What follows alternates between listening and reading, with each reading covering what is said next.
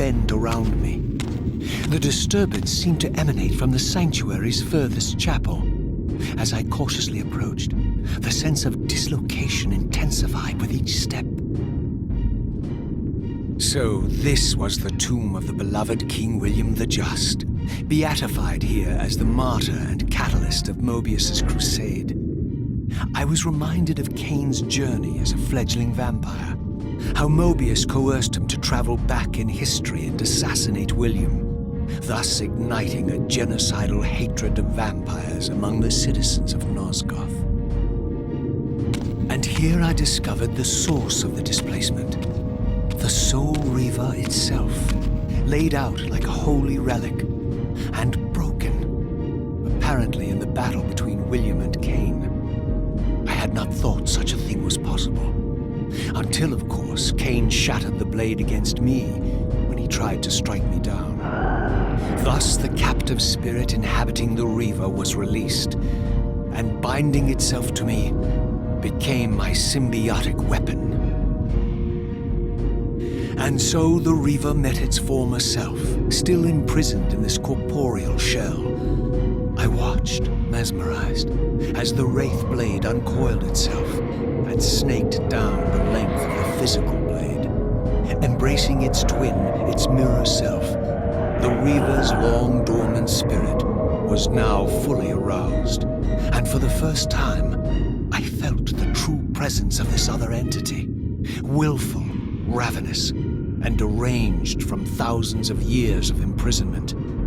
The Reaver was now in command, and I, now merely its helpless host, felt my soul being leeched to restore the blade.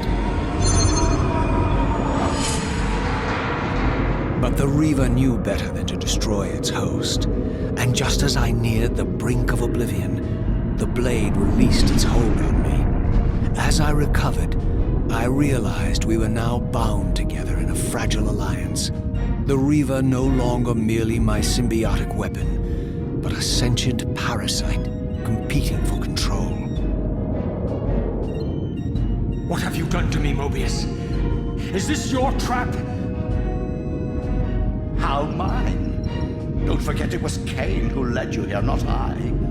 While you curse me, the only soul in Nosgoth ready to guide and assist you, Kain laughs at our folly and revels in your dismay. These blades, now coiled in sinister embrace, have inspired terror in the hearts of creatures far more durable than you, old man. Bound together as they are, I can only imagine what they could do to your soul's fragile shell.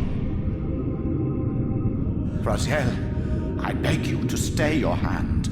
This was none of my doing. I have sought only to aid you in your righteous quest. Why, you're trembling, Mobius.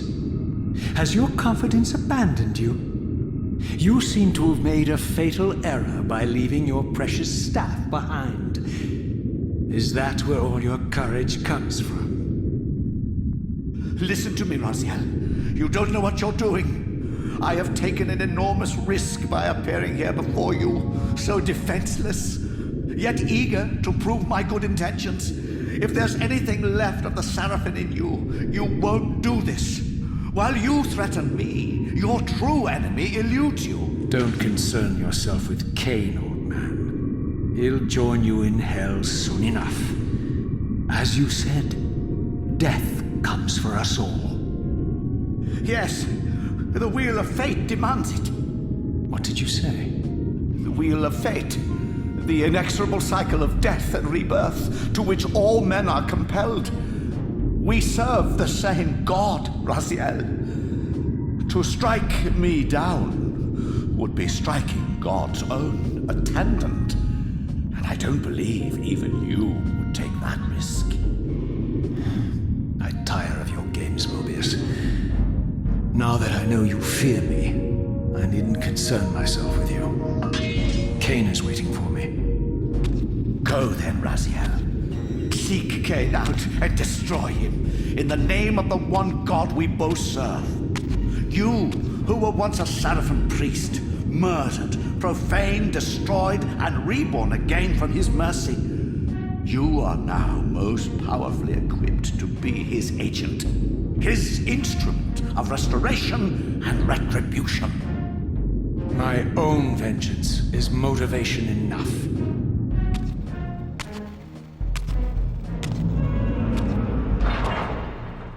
By my soul, you almost had me, my little blue assassin. But that'll be the one and only chance you get. I assure you of that. I could now summon the blade at will, regardless of my strength. But once summoned, the blade's ravenous appetite could not be contained. It devoured the souls of its victims, and if I allowed it to become over-aroused, the Reaver would now turn its hunger on me.